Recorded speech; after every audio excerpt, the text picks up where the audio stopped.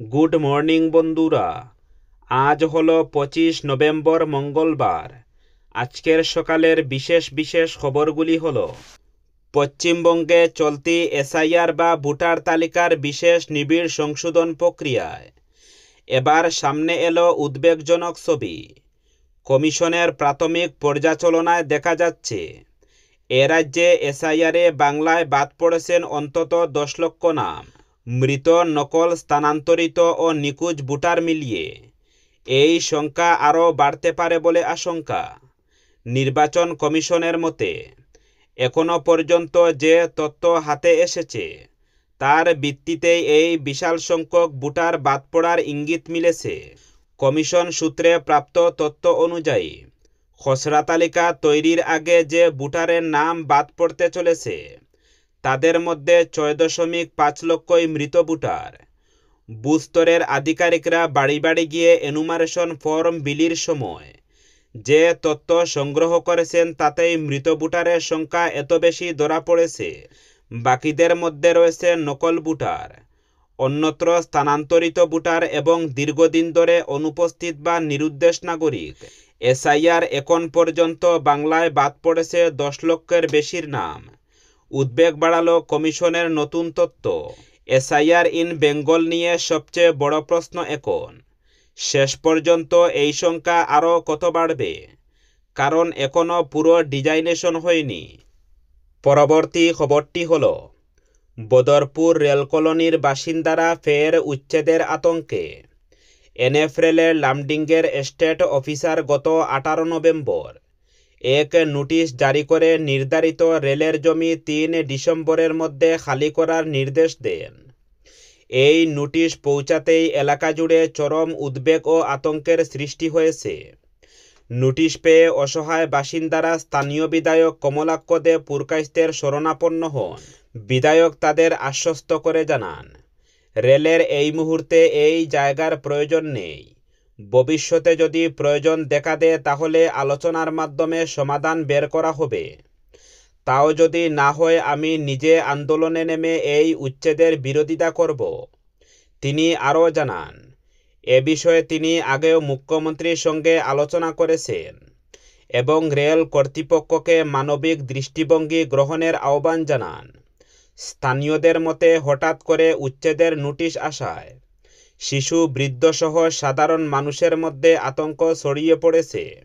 পরবর্তী খবরটি হল, দেশে কোটি কোটি মানুষ রয়েছেন যাদের দুবেলা দুমুখো অন্ন জুটে রেশন থেকে।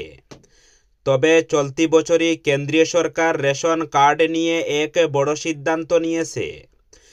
জুলাই মাস থেকেই বহু রেশন কার্ড বাতিল করে দেওয়া হচ্ছে।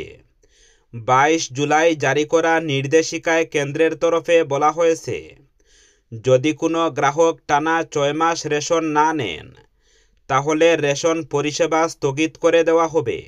এরপরে প্রতি বাড়িতে বাড়িতে গিয়ে ভেরিফিকেশন করা হবে এবং বাধ্যতামূলকভাবে 3 মাসের মধ্যে ইকেওয়াইসি আপডেট করতে হবে। ইকেওয়াইসি আপডেট করা থাকলে তবেই প্রধানমন্ত্রী গরিব কল্যাণ অন্ন যোজনার অধীনে বিনামূল্যে রেশন পাওয়া যাবে। ইকেওয়াইসি আপডেট না থাকলে রেশনও বন্ধ হয়ে যাবে। বর্তমানে দেশে 23 কোটি রেশন কার্ড রয়েছে। প্রাথমিক অনুমান 7 থেকে 18% পর্যন্ত রেশন কার্ড বাতিল করে দেওয়া হবে। সরকারি সূত্রের খবর, 25 লক্ষেরও বেশি রেশন কার্ডে ডুপ্লিকেট এন্ট্রি পাওয়া গিয়েছে। মৃত ব্যক্তিদের নামে রেশন তোলা হচ্ছিল। এই সমস্ত কার্ড বাতিল করা হবে। পরবর্তী খবরটি হল, আজ থেকে শুরু হতে চলেছে অসম বিধানসভার 5 দিনের শীতকালীন অধিবেশন।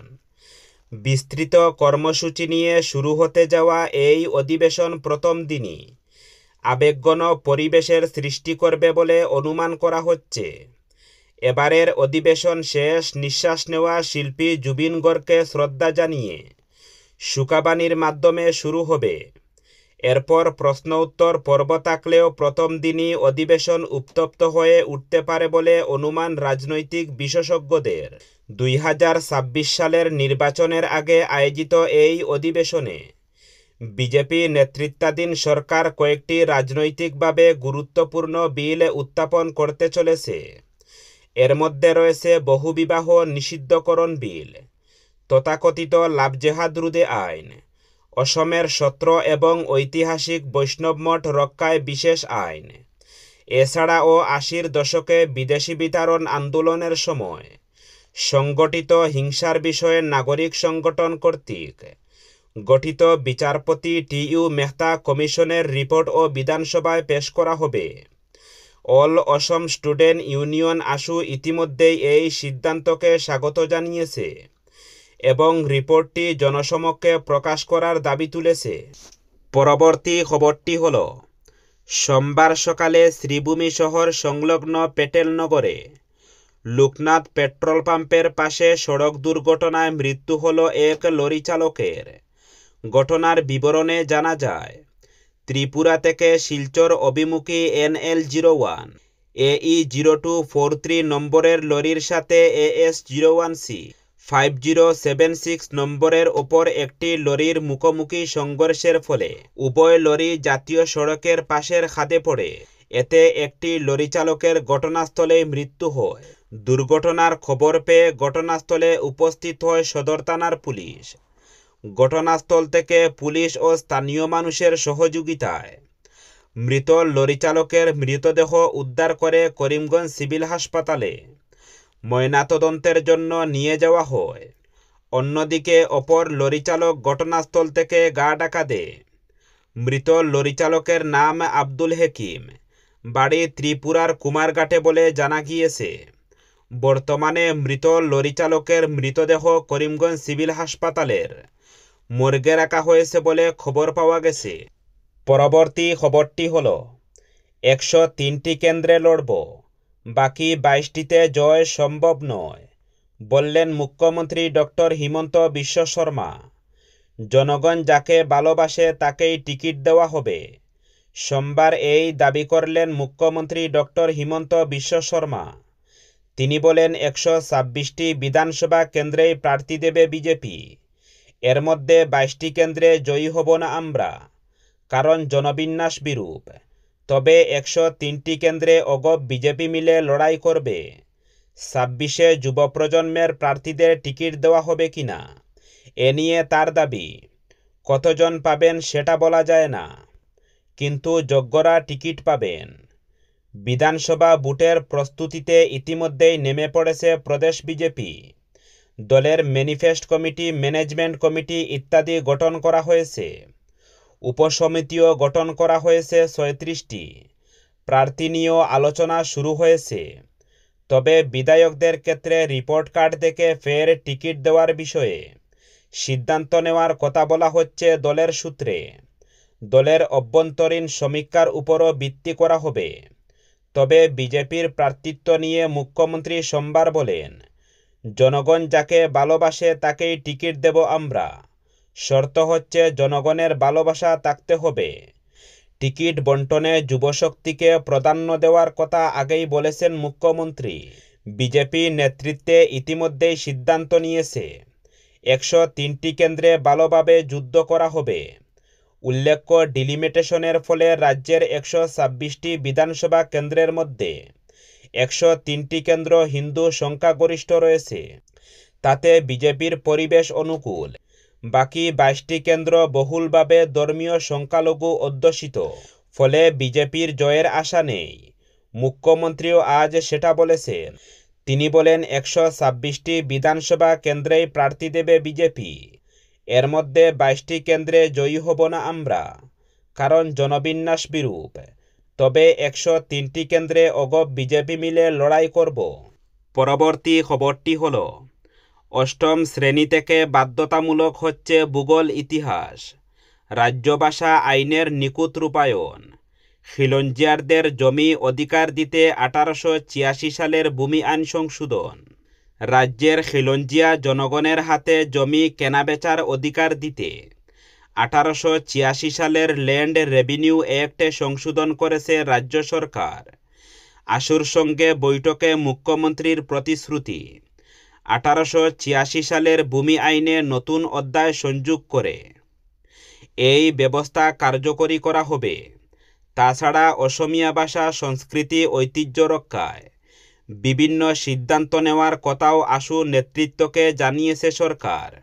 অষ্টম শ্রেণী থেকে বাধ্যতামূলক হবে ভূগোল ইতিহাসও।